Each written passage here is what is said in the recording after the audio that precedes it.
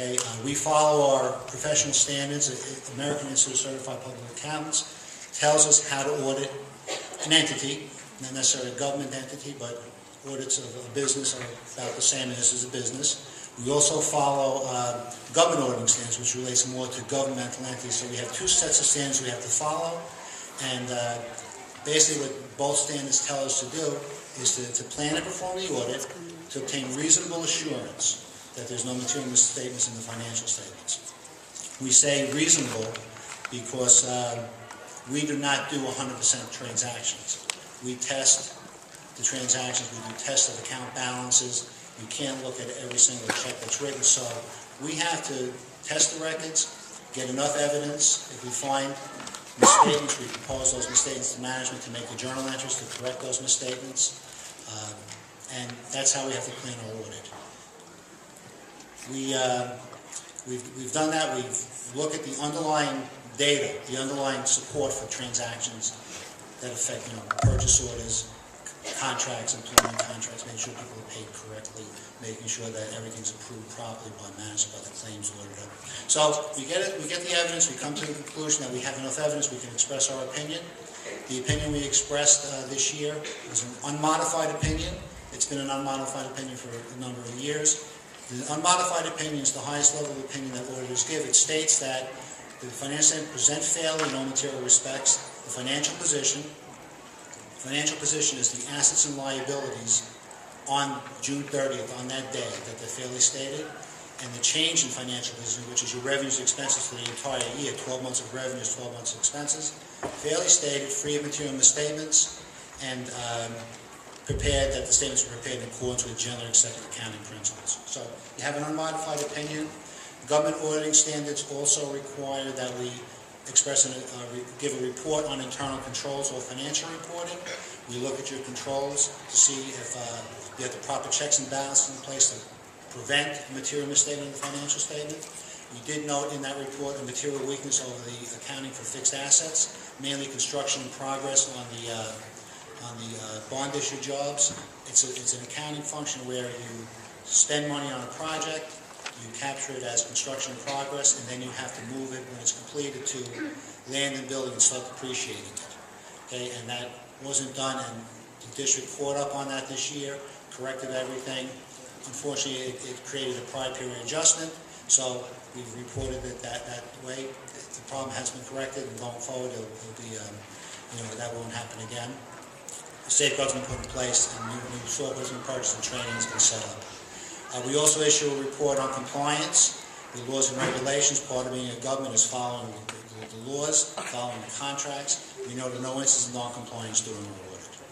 Okay, so we have that. We have a management letter that we issued, some minor comments just to look into certain matters regarding some scholarship accounts, some compensated absence calculations, things of that nature, some old receivables, which are not, those comments are not considered material weaknesses. They're just other matters for information, things to look into. And that's my report. Again, you have an unqualified opinion, so the reader can rely on our opinion, saying that these assets that your statements are fairly stated and that they're free of material misstatements. Do you have any questions? I was going to say, any board members have any questions? Yeah, excuse me. Going over the report, it says we have basically a 9.8 million surplus this year. Is that correct? The $9.8 million is an underexpended budget. You didn't spend $9.8 million of your budget, correct? Okay, and going back, I went back, I looked at some of the other prior financial statements from the district, and it appears that for the past 5 years or so, maybe a little less, we're averaging about $5 million surplus a year. And I know everybody's seen this report from the Mount Sinai Union Free School District audit that the controller did. If you go back and you look at those 5 line items that the controller focused on in Mount Sinai, it appears that we too have been over budgeting in those same exact areas. Can you explain the difference between what Mount Sinai was found to be doing improper and the difference between what we're doing here in Comac? Sure. Well, I'll explain what Mount Sinai was doing in the first place. Mount Sinai, well, even before I do that, let me just explain a few things. The law allows you to do certain things with your surplus. Number one, you can establish reserves.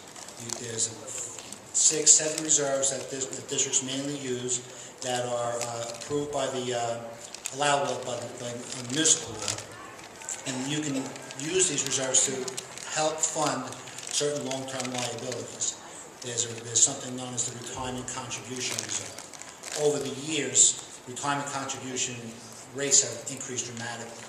You know, the rate for the employee retirement system 5 years ago was 4.5%. So you had that 4.5% of salaries. Now it's 23%. So they allowed you to put money in these reserves. So you can use reserves when you have a surplus.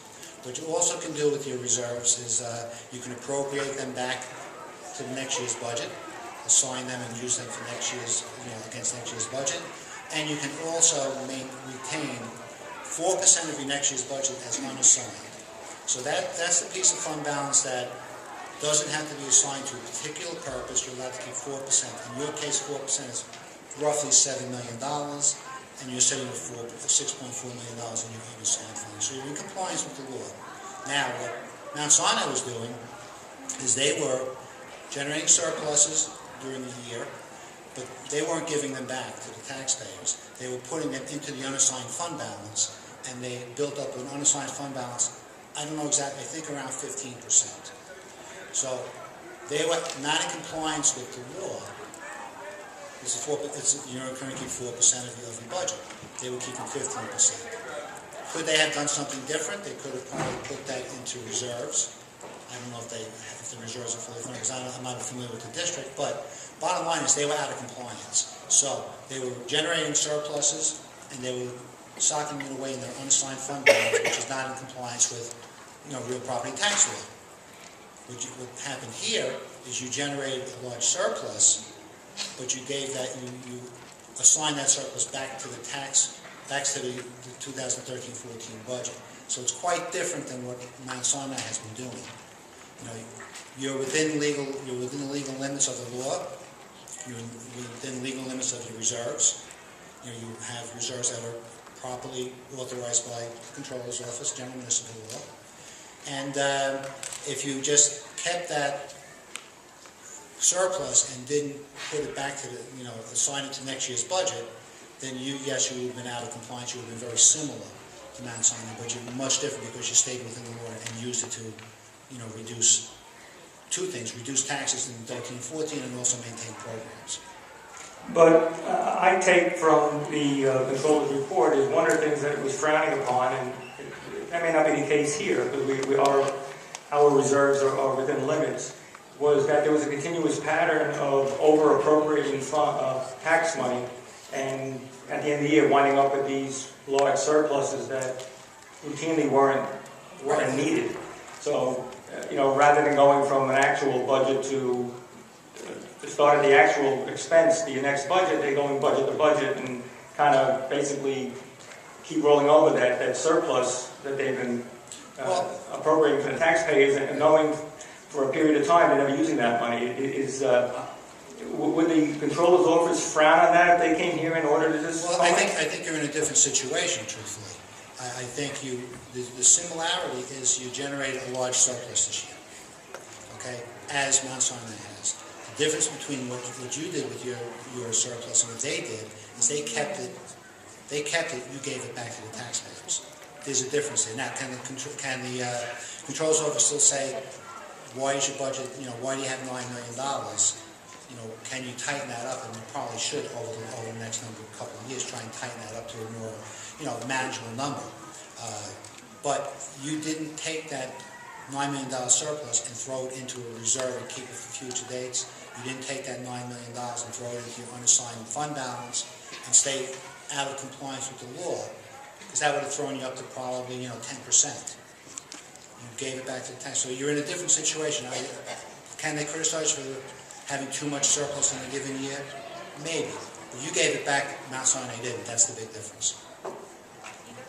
Peter? Oh, yes. I'm sorry, and just for clarification, that $9 million was a result of unexpected savings. Yeah, well, there was a couple of large savings. When the district went out and did the bond refunding, you know, when you prepared your budget, you anticipated paying interest and principal payments on your outstanding bonds. Then you refinance those bonds, and a couple of those interest payments and principal payments went away. So that was about $1 million. So that was part of it. I know there was layoffs, there was economies. You know, your groceries expenses were less this year than they were last year, which is not typical. So there must have been some services cut. You know, the trustee who you mentioned, normally it's around $5 million. The year before it was 5.7. This was it's never been this high, the unexpended fund balance. But it happened, and I think you did the right thing with it to avoid a problem. You didn't take that money and squirrel it away where it doesn't belong. You gave it back, and that's a big difference between yourself and Simon. Thank you. Anybody else on the board? Laura, are we making a motion to accept this tonight, or do we have to wait for the next audit committee? What's the process? You would accept it in the business portion. In the business portion, okay. But we have to accept the internal audit report here, or that's in here in regular business? Okay. So can I get a motion to adjourn the audit committee? Oh, sorry. Oh, we're going to do that here? Okay, I'm sorry, I forgot. Okay. Mr. Tamplin, go ahead. Yeah, while we're convening the audit committee meeting, one of the things that I propose to the board and like to table for a motion here is considering adding some community members with either financial or accounting experience to the audit committee. I think that it would benefit the district in a number of ways. First, of course, it would increase transparency to allow the district to participate in the audit discussions and maybe get a better understanding of how these budgets work and how the audits work. And also would bring experience to this board that we all don't have, some of us don't have, other than Ms. Goober and Mr. Wunsch. Either myself, Mr. Hartman, or Mr. Masiello, as far as I know, have any background in finance or accounting, and having those type of people in this audit committee, as many districts do, I think would be beneficial. And so I would propose that for discussion here. What do you think? We put something up, maybe it's on the website, I don't know, somehow or another, because we have to ask for volunteers. I would like to limit it, number one, the people have to live in the district. They've got to be district residents, right? We don't want outside. And I think it should be limited to 4 since we're 5, because we don't want the non-board member committee members to have a majority of the committee, because it is still our legal responsibility.